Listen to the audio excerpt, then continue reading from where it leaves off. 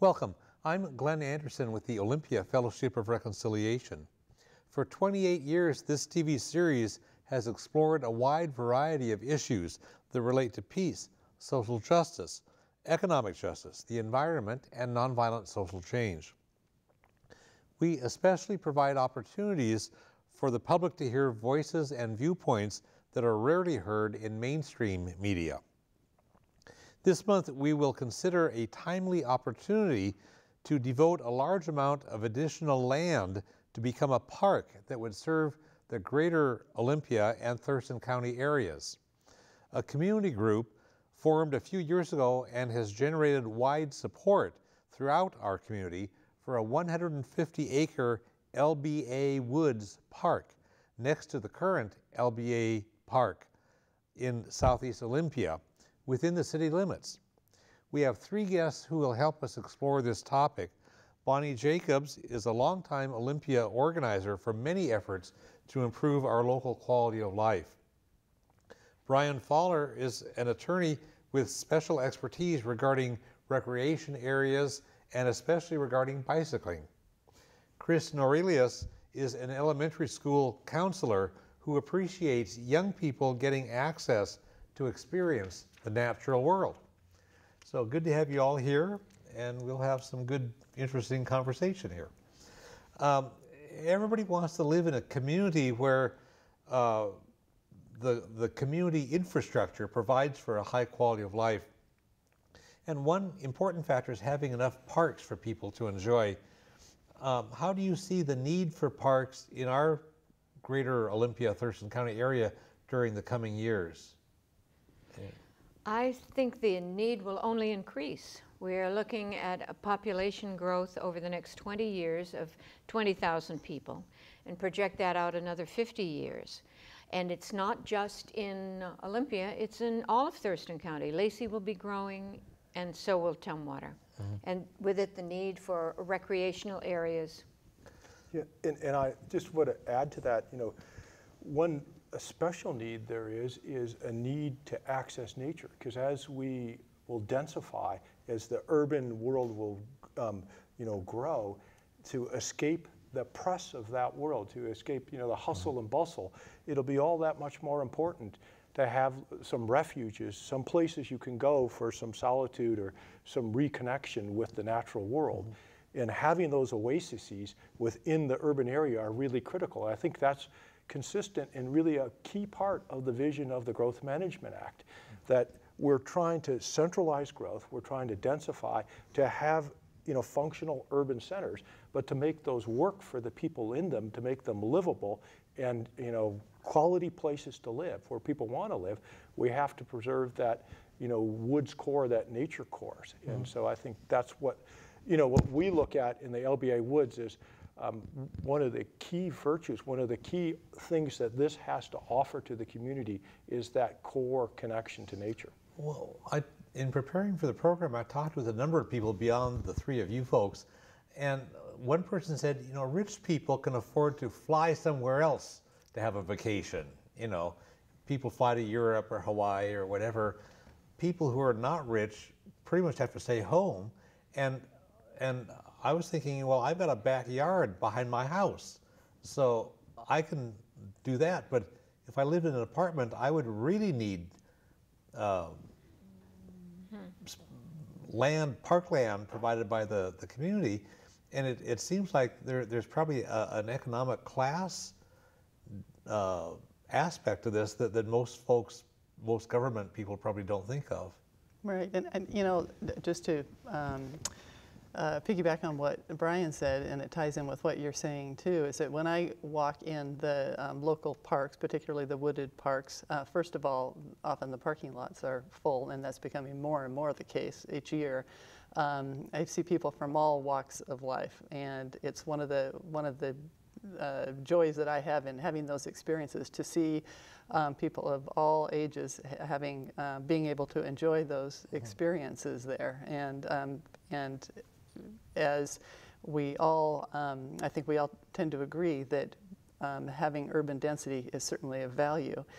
There's a point of diminishing returns there if you don't have access to nature.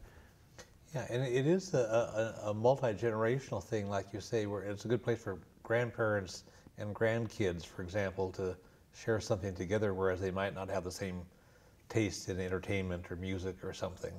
Yeah, so. I mean, just Glenn, picking up on your point, I think it's a really good one, that to the extent, people who have less wealth and less access to nature, if you have an ability, if you have nature in your neighborhoods, then people of all socioeconomic groups, they have access to that nature and they can make that connection. If we want people to care about the natural world and to protect the natural world, they've got to experience the natural world. They need to know what that is. They need to be able to play in the woods and have the experience of, being part of nature and, climbing the tree and hiding behind the bush and running up the hill.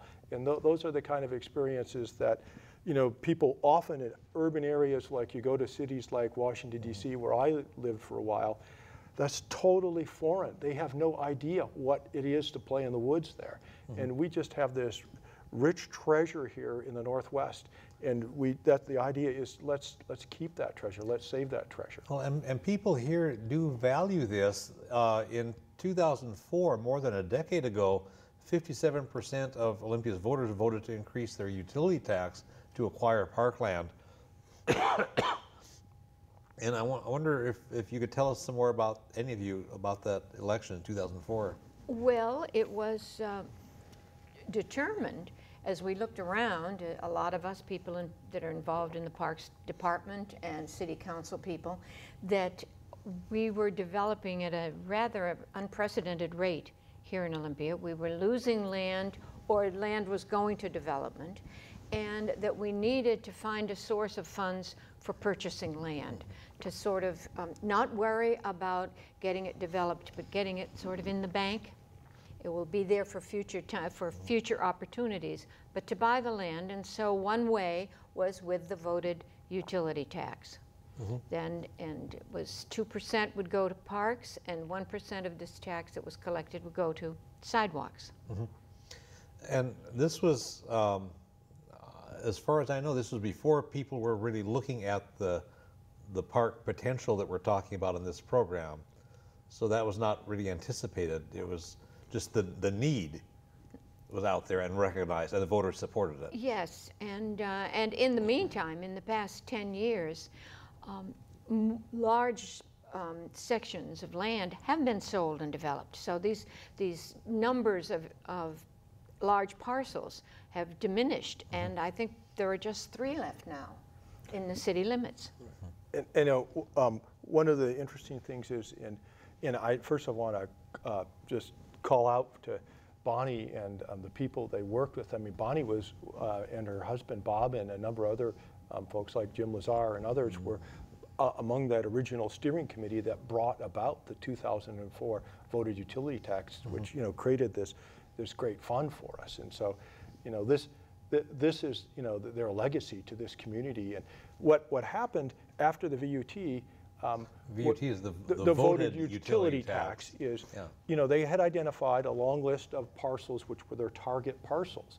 And as, they took a finer look at the availability of those parcels, it turns out quite a lot of them, in fact, perhaps most of them, fell off the list because of either they were tied up or just for some other reason wouldn't work for the purpose they originally intended. So the whole idea was we were looking for parks that were basically open space, woods, trails, that nature habitat type parks. And so if something falls off that list, another thing like the LBA woods would be a perfect substitute for that type of amenity. Because as we'll see, that's exactly the core values of the LBA woods. Yeah, So, my impression is that, or my understanding is that the money that the voters had voted for got used for maintaining existing parks and other purposes rather than enough acquisition as the voters had intended. Is that? Well, they estimated that over 20 years, 500 acres could be purchased. So this is the halfway mark, 10 years. That would be 250 acres. And I believe it's 63 acres were purchased. So quite a sizable amount of that money was used for maintenance and other projects. right. Okay. And we'll talk a little bit more about that. But, so out of the first 10 years, which from 2004 to 2014, the VUT 2% for parks raised approximately $20 million, a little actually closer to 21. And during that period of time, about $11 million was spent on acquisition. So it gives you a sense of that, the gravity, yes, a majority went there, but still a very substantial amount went to other uses. So. Okay, in just a moment, we're going to look through a slideshow that we can all talk through. Chris, I wonder if you could just summarize, before we look at the slideshow, summarize what this proposal is that all three of you have been working on for LBA Woods Park. If you just summarize the case for that. Well, our vision is to be able to purchase the 150-acre, the two parcels that consist of the 150 acres for park purposes, and to maintain the core of that wooded area as forest land, and possibly use some of the areas, the flatter areas, particularly the area that is adjacent to Boulevard, which you'll see in the slideshow here, Boulevard Road, for other purposes. There's been discussion about a dog park. There's been discussion about community garden. There's even been discussion about commercial purposes. That it's one of those situations where the priority is to maintain the wooded trail system, but there are opportunities for other things as well. Okay, thanks, Chris. Let's take a look at this slideshow, and the three of you who know about this can walk us through and tell us what we're seeing. Okay.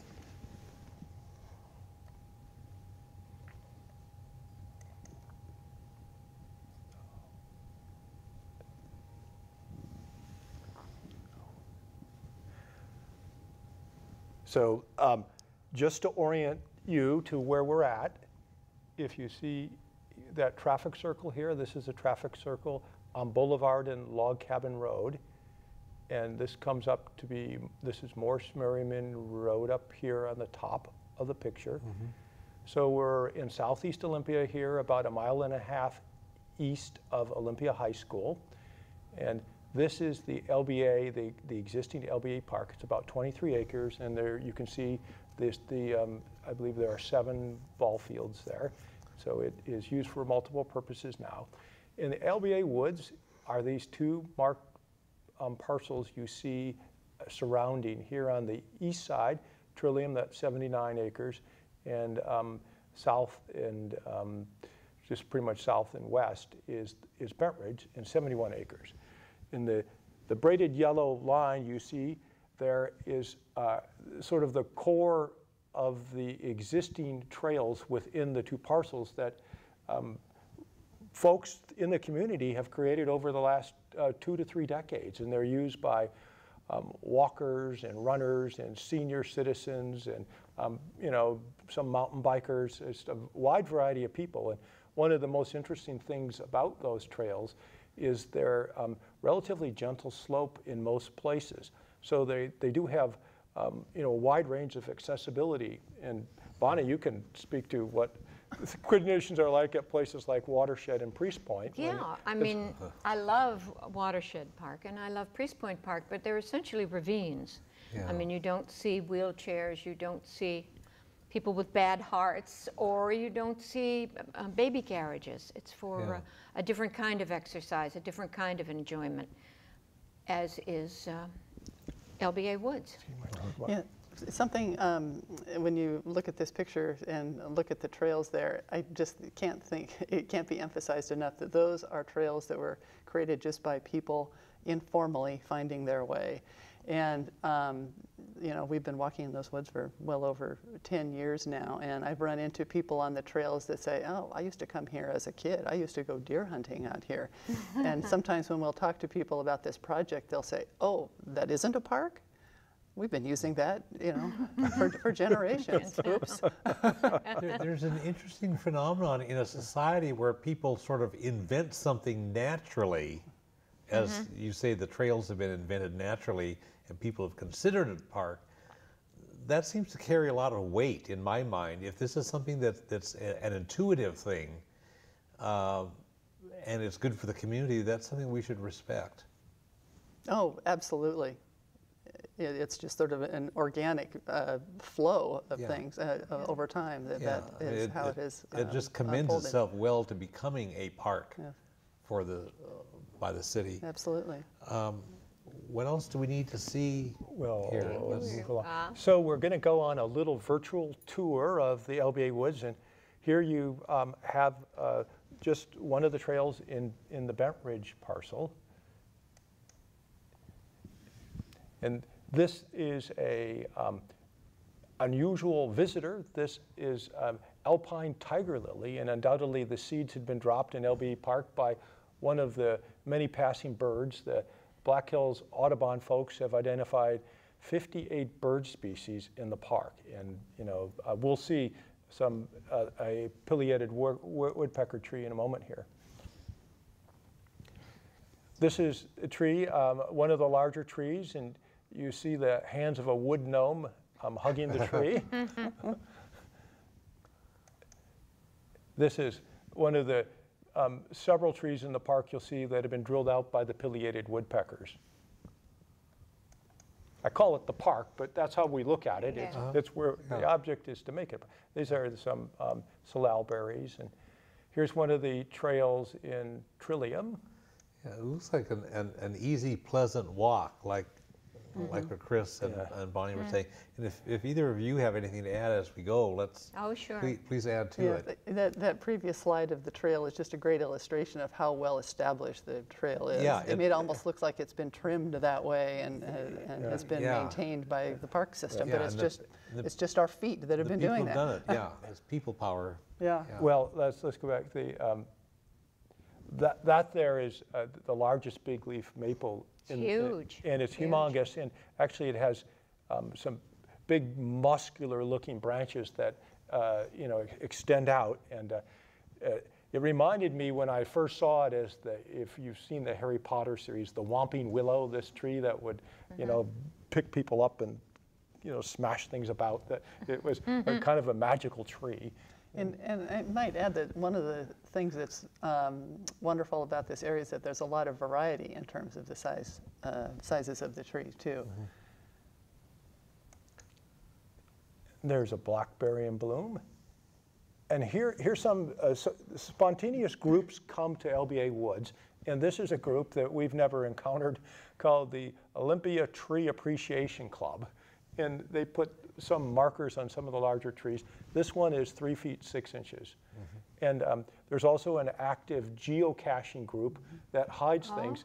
And we were just exploring a little bit of one of the larger old root wads or balls from of the old growth trees that had been logged many years ago, and there was the chink where they put the springboards in the tree, and it was really cool. We looked in the rotted core, and there we found a geocache.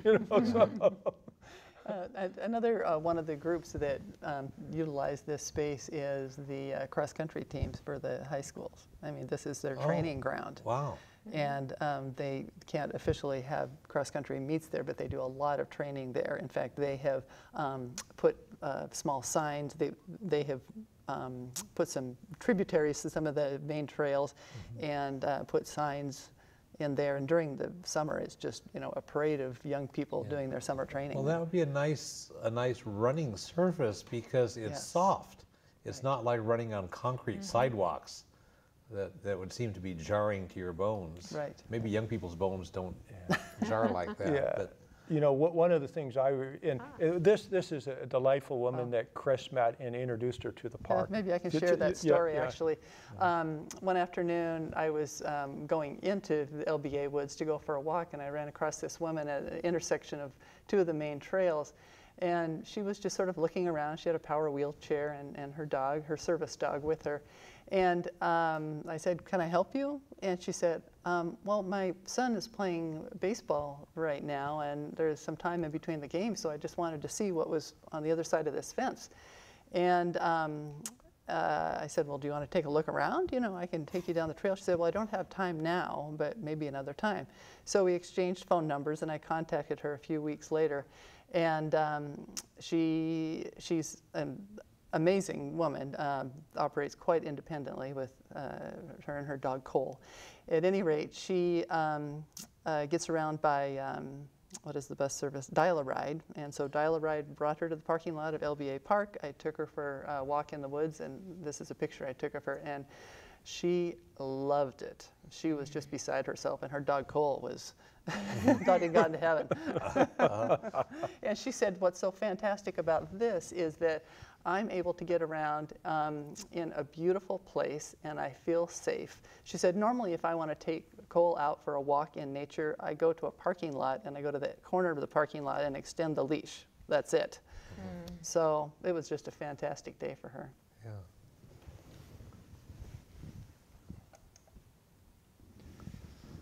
Have you seen that or those signs around town?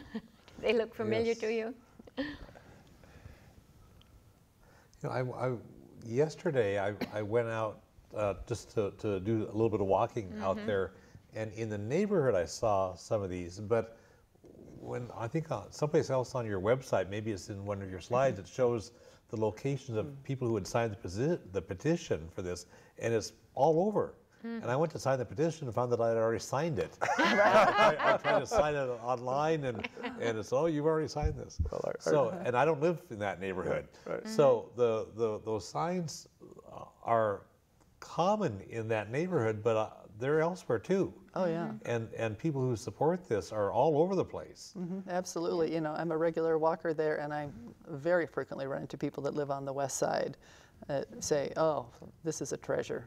So this is one of the things that we should clarify for people who say, "Well, why should I care about a park in southeast Olympia when I live elsewhere?" It's like, this is for everybody. It's such a huge, 150 acres. It's such a huge resource that people from all over can enjoy it. And we know that because people from all over have signed the petition. Right. You know, reminds me of one day I met a young man in the park, and he was from northeast Olympia. And you know how when you're in your teens and so forth, you're sort of poetic and what have you. And he would just go out into the woods and, you know, write poetry and muse upon nature. And I you know, talked to him a little bit, and he had been coming there for a long time. You know, it's that kind of place that people can connect with. You know? Yeah, I mean, that's what it seemed like when I was walking. That was the first time I'd walked through this area that you folks have been working on saving. I read it recently, just a comment, and it was that there's a divinity in nature. There's a divinity in wilderness. And I think people can experience that, a connection with something beyond themselves, beyond commercialism. Yeah, and it's all ages, because kids intuitively get it, and older folks will remember, oh, when I was a kid, I used to live near some woods, and we could do this, and now everything's all built up. Right. And so older people can go there and then reminisce about and identify with their own youths. That's one of the things we talk about, because I work in the school system. We talk about how kids have a much more difficult time focusing on things for any length of time if it's not attached to a screen. And part of that has to do with they just have fewer and fewer opportunities to have unstructured play time. And there is a tremendous amount of learning that happens when a child has unstructured playtime. Yeah. They learn delayed gratification. They learn that a little bit of fear builds your confidence. And in the book, Last Child in the Woods, it talks a lot about the research on just that, how kids that have an opportunity to wait for things, wait for the butterfly to go by, wait for the centipede, wait for that bird to come back, develop very important life skills that they would otherwise not be able to develop.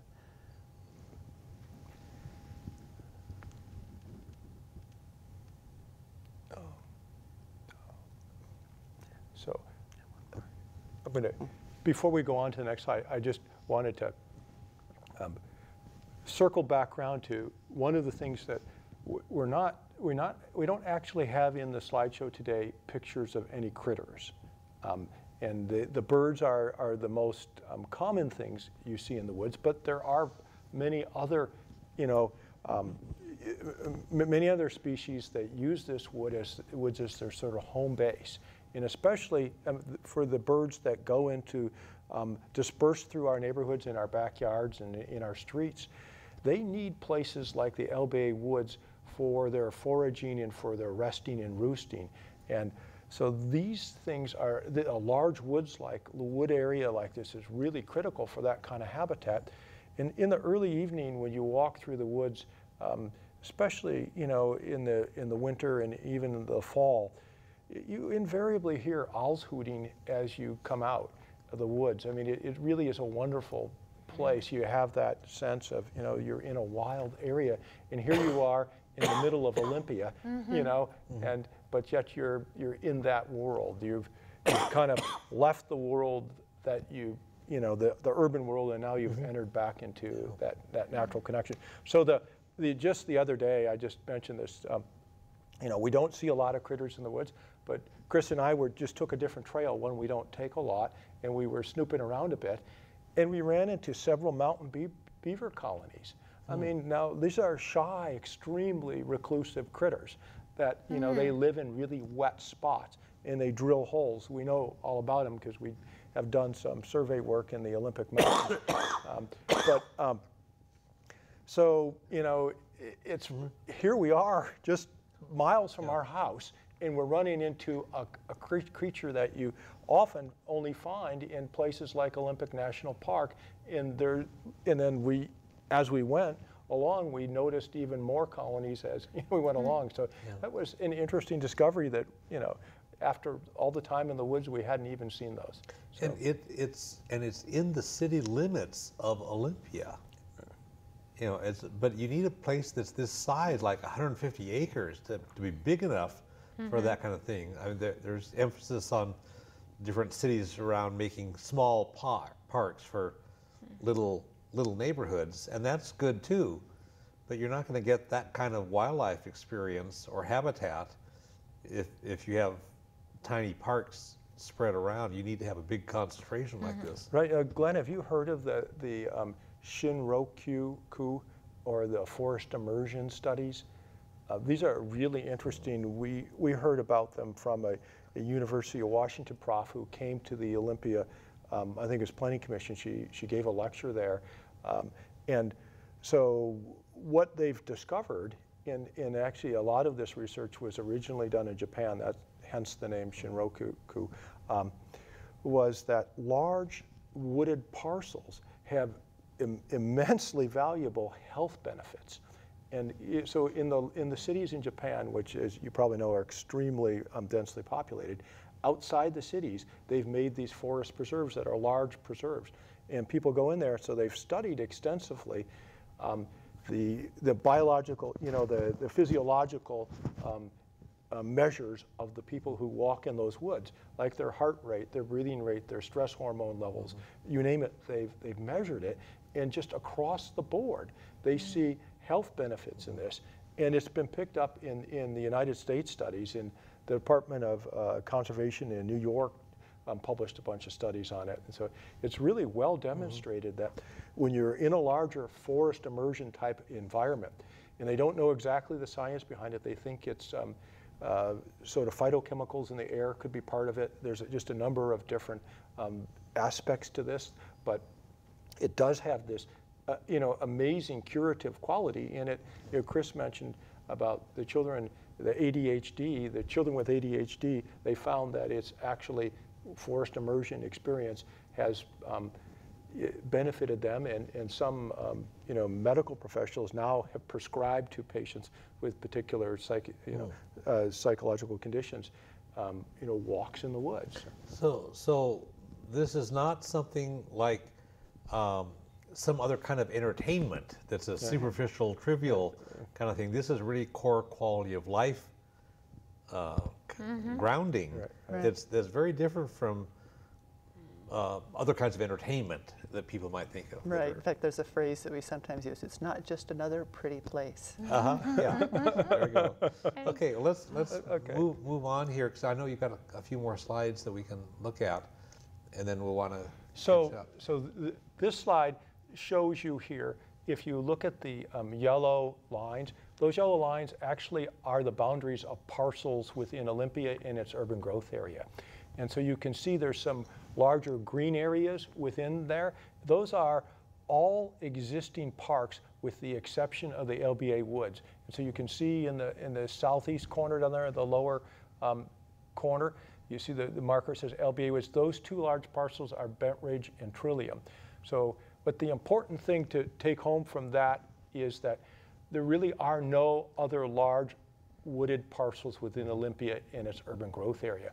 And if we don't protect and acquire those now, that resource will be lost forever for Olympia in its future residents. Right, because those are slated to become bulldozed down and turn into housing developments. Right. Unless we stop it and act now. Yes. Which we'll talk about in a moment. Yes, and we will. And the good thing about that, Glenn, is it's not like we're in an adversarial relationship with the developers. The developers are willing to sell to the city here. So they're not going to give the land to the city, that's for certain, but they're willing to sell it at a fair price. And so we have that narrow opportunity. Once they start that bulldozing, they're not going to turn back. Selling at that point is not an option. Right. So and we'll talk about this urgency in just a moment. Can we get through the rest of these? Sorry about that. No, that's fine. So the complicators of this problem are, as Bonnie mentioned, we've got an increasing population. Olympia is increasing about 1,000 a year, and so it'll double within 50 years. And Thurston County totally is about 2,000 people a year. So think of adding that many people to this area, and already our favorite parks like Watershed and Priest Point are overflowing on nice weekend days. So then, as I mentioned here, we saw that LBA Woods is really the last large open space parcel in Olympia in the urban growth area. And then finally, the owners are going to develop. They've told us they're going forward soon, and they're willing to work with the city now, but basically that window's closing. So we pretty much, in a certain respect, have a gun to our head if we want to get this done. It's all right. So here's where we, Bonnie, you want to talk about that? Well, this was a public meeting that was held, and you can see there are signs, and the room was packed, standing room only, and there have been meetings since then, with City Council with the Planning Commission, trying to educate them to the need. And so I would say getting organized. We're very well organized, and inviting people to look at our website and to get involved. And we'll promote the website in just a moment. So that was a council meeting, and we've had several other large showings at some other council meetings. And so that's the one I saw on your website. Right. You want to talk about that? Signatures, Yeah. 5,000 signatures plus. Right, about 5,200 signatures, and each dot represents a signature. As you can see, they are spread out all over Olympia and the urban growth area. And if you expanded that map, you would actually see some beyond. I have a couple of times when I've been over at LBA Park and just talking with people who are in the park itself, watching their kids play ball, they have said, "Oh my goodness, I will sign that petition right now because during the in between games, I go for a walk in those woods. We can't, and I live in Shelton. By golly, you cannot mow these trees down." So that map shows that this is not just like something for the benefit of that one neighborhood. This is for the whole community, the whole county plus. Absolutely. We look at this as a legacy park. We think, this is on the order of Priest Point in Percival and in Watershed. And it perhaps could be its greatest park because it has the capability, as Chris mentioned, for things like community gardens, a dog park, and even some athletic fields. Well, and walkability by people of all ages and conditions, like Bonnie has said. Right. So, one of the things that I flash to in my mind sometimes is what would New York City be without Central Park? Yeah, and then flash forward to 20, 30, 50 years in the Olympia area, it's a very different picture. Are there other slides? Of course, we won't disappoint you, Glenn. Okay, good. Okay, so a second there. Oh, whoops. Let's go back one. And we'll want to kind of move fairly quickly so through the these. question comes up, how will this be paid for? And Glenn, you mentioned earlier about the voter utility tax. So in 2004, the voters approved a voters utility tax and it raises about $2 million a year, as you'll see in this next slide. So, and the most important part of that take-home point there is the money was prioritized to be used for acquiring the last lands. So that was the number one priority, which money was to be used for from that pot. And so, that's what, and so when we're talking about, let's see here. So how do we know that was the priority? Here we've got a couple of the key documents for you. This happens to be the mailer that the city sent out to all of the Olympia city residents. And in there, it specifically said the Olympia City Council has defined a strategy that places park acquisition as a priority before investments in park development. And then once again, here is the voters information pamphlet. Before you vote, you get this in the mail. This is that pamphlet you get in the mail. And here's what Olympia said about its own proposition. This is the Parks and Sidewalk proposition. And it said the same thing. It said because the City Council has adopted the strategy of prioritizing places priority for land acquisition above investments in parks. So they were very clear to the voters that's what they're doing with the money. So the idea is acquire the land, get it banked, like Bonnie said, get the land, and you can develop it later. You can deal with it, knowing how Olympia functions. Everything is a community process. The public is going to want to say, let's use it this way, let's do this feature, let's incorporate this or that or whatever. The main thing is start out by getting the land while it's available, before it gets turned into streets and houses. Watershed Park was not sold, was designated as a park in 1955, and trails did not go in until the 70s. I mean, there were informal trails, deer trails, and some people trails, but they did not start a true trail project until the 70s, so that's a 20-year delay.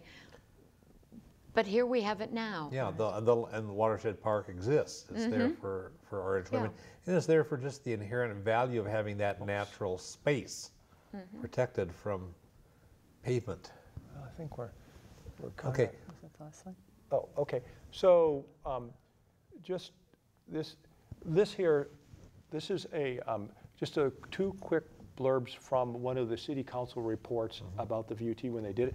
And the reason that this is important is that this report really made it clear, and I don't have the one blurb that specifically mentions Percival Lanny, but this said, major maintenance or rehabilitation projects are not included in the first 20 years of the VUT spending. And so that this pot of money in the beginning was supposed to be used for land acquisition, right?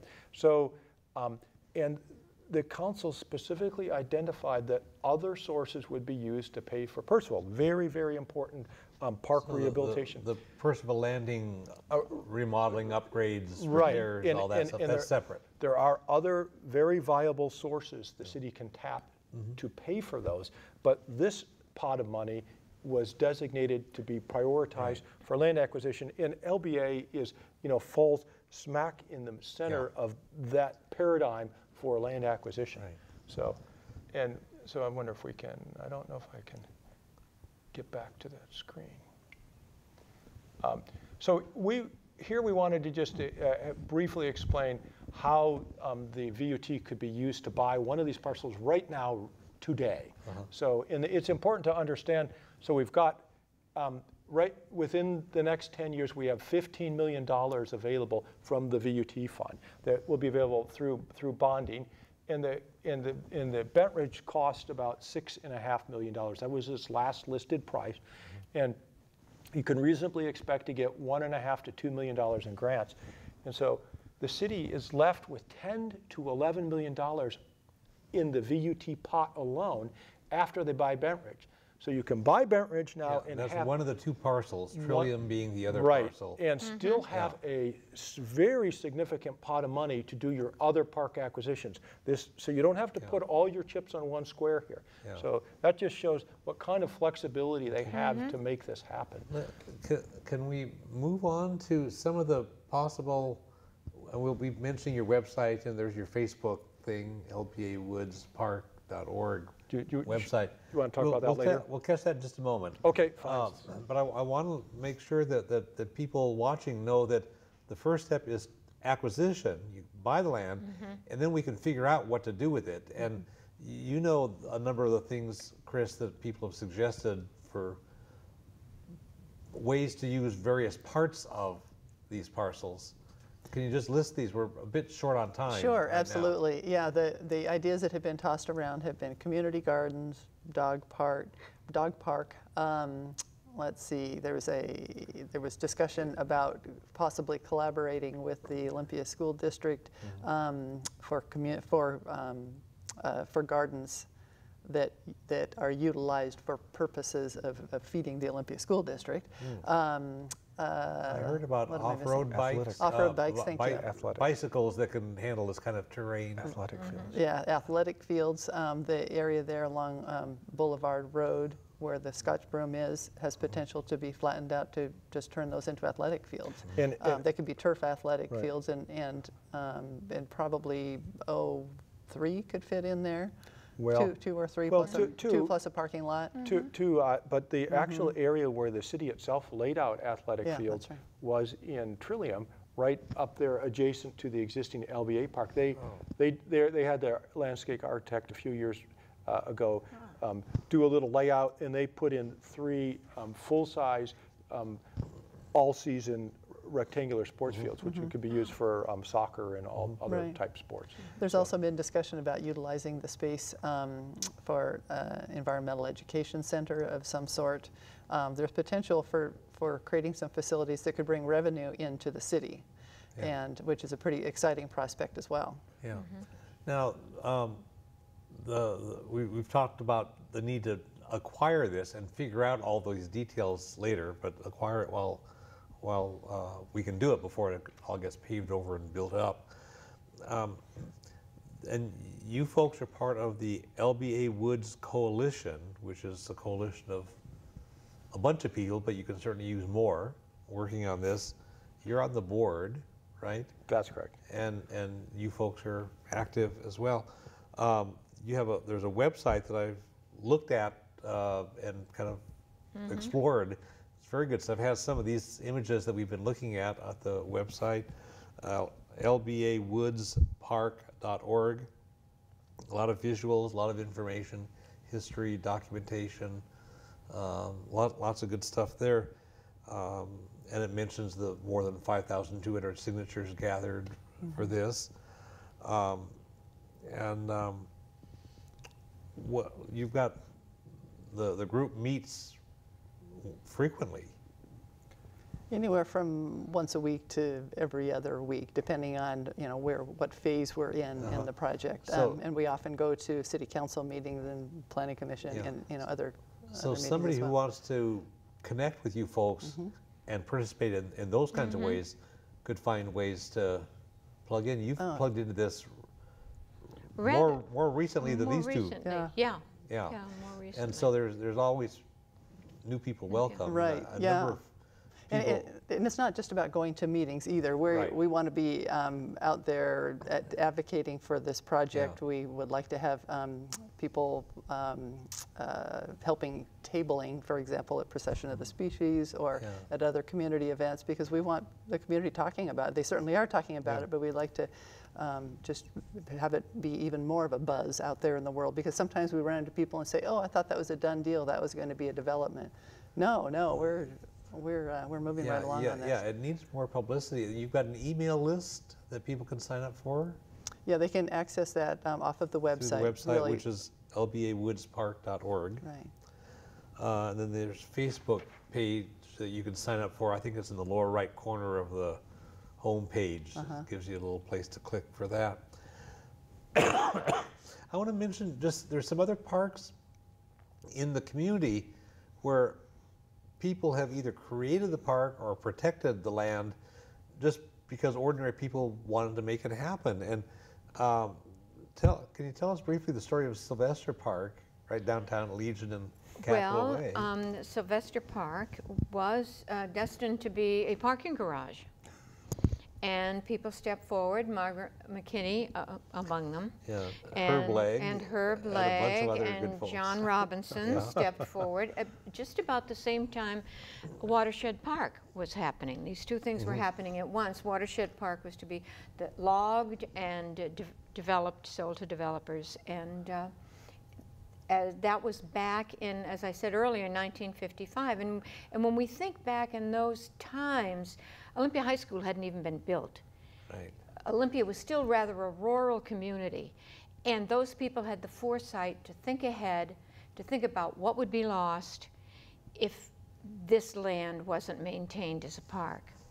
And they did it. They rattled some bones and got initiative signed and on the ballot and saved both areas. And you think, there weren't sidewalks.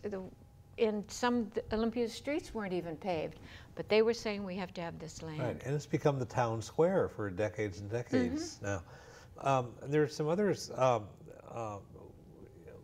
In West Olympia, at the corner of Division and Harrison, there used to be Roland Lumber, an old lumber yard there at the corner, and then it was going to be, that stopped, and the building was abandoned, and then it was going to become a 7-Eleven store, and it was going to become a gas station before that, and it was like, and the people in the neighborhood there didn't want that, and other people were with them.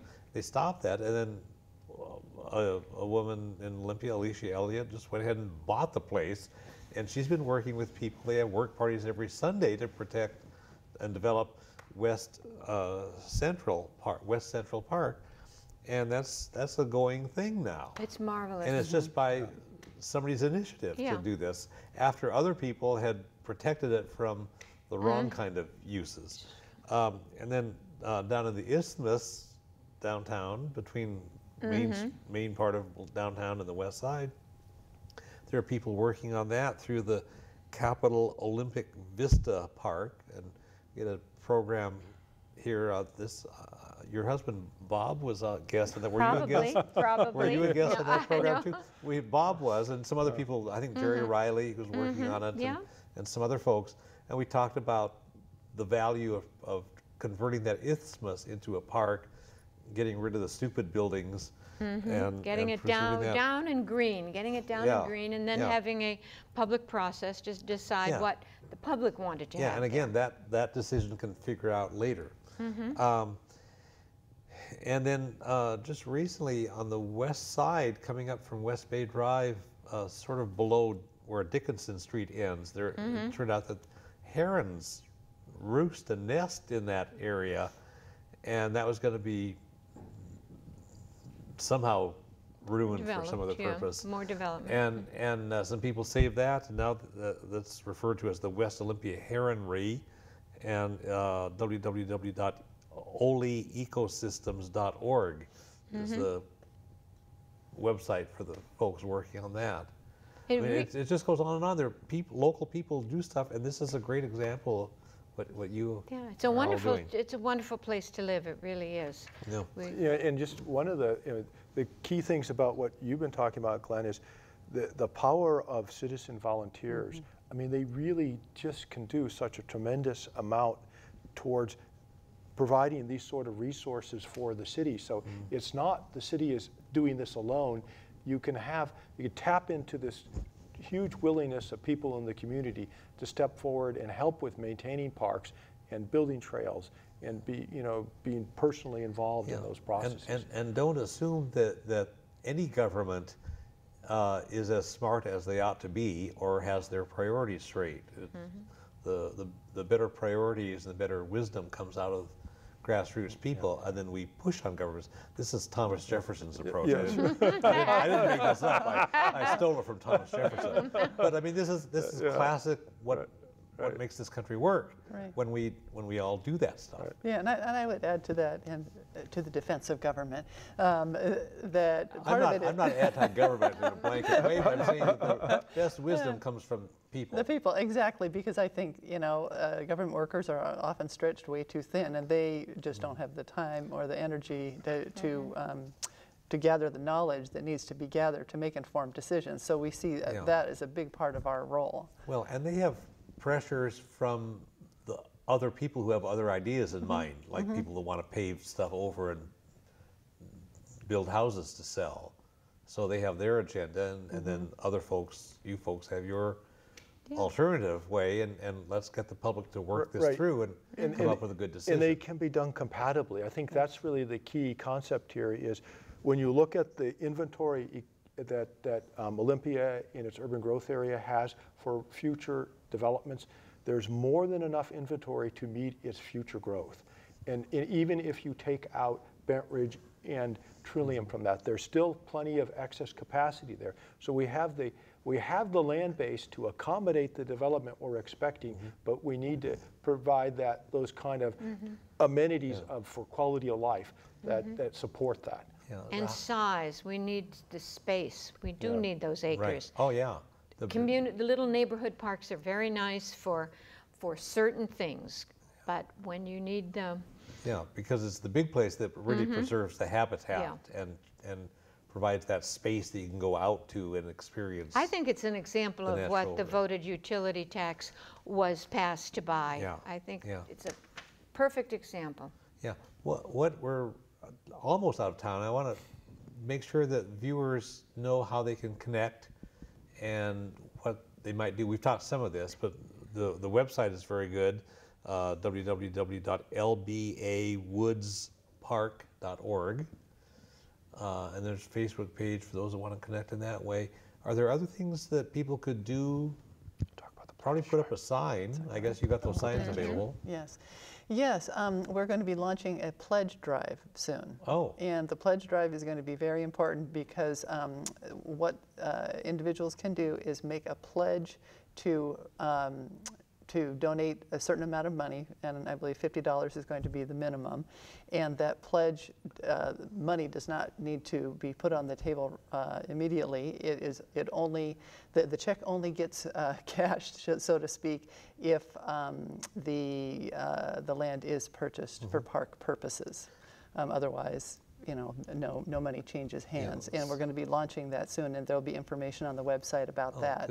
Good. And one of the reasons it's so valuable to have people involved in the pledge drive is that it then puts us in a better position to be able to say to the government officials, people are putting their money where their mouth is, Yes. and it puts us in a better position to be able to get grants, Right. because we can say we have people that are making financial commitments here. Well, and in 2004, the voters, 57% of the voters already voted for that utility tax, even though this specifically wasn't on there.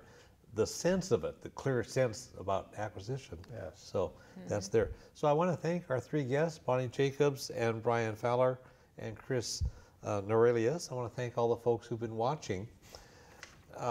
Everybody wants to live in a community that feels pleasant, and we in the Pacific Northwest especially value having natural areas nearby that we can walk through and see the trees and hear the birds.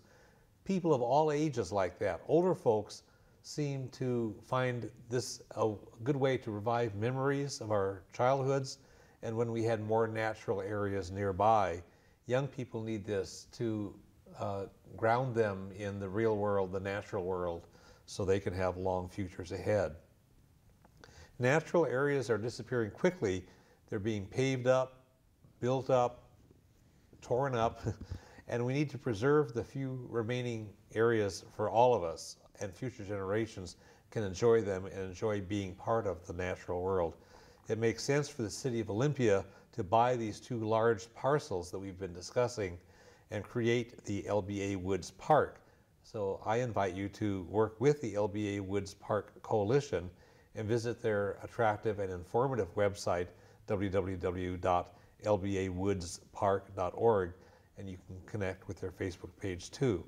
And I invite you to work with the other local groups working with other grassroots-based parks efforts, such as the Capital Olympic Vista Park on Olympia's Isthmus, www.capitalvistapark.org, West Central Park, www.aparkforus.org, West Olympia Heronry, www.olyecosystems.org.